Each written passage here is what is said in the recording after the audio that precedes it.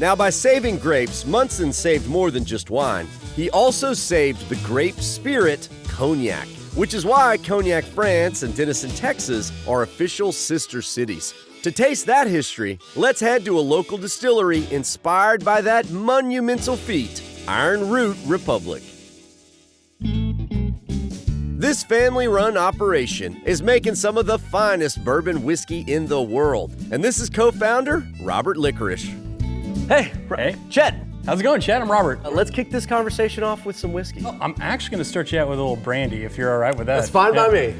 Forgive me if this is a dumb question, right? But if you ferment grape juice, that will turn into wine. Right. If you distill it, that will turn into brandy. Correct. Okay. And if it's brandy from a special region of France? Cognac. Okay.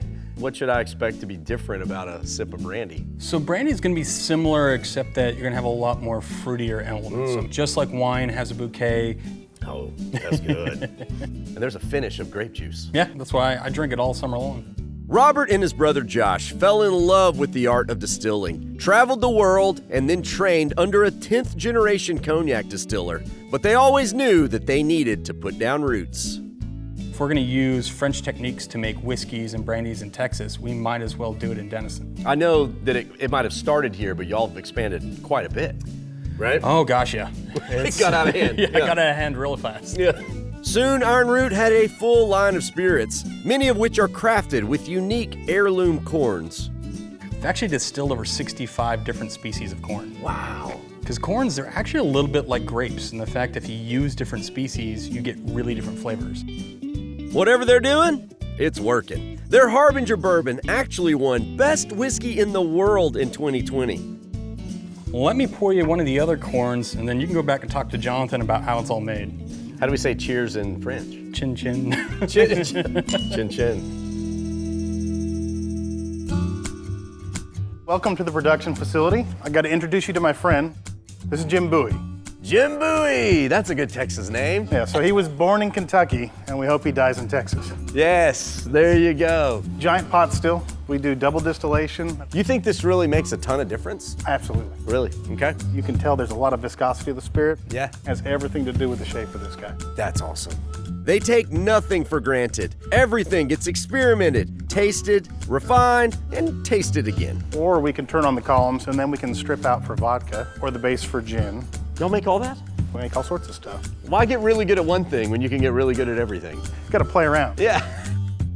Oh, I love the smell of a barrel barn. You never get used to it, so it always smells good. Okay, good, good.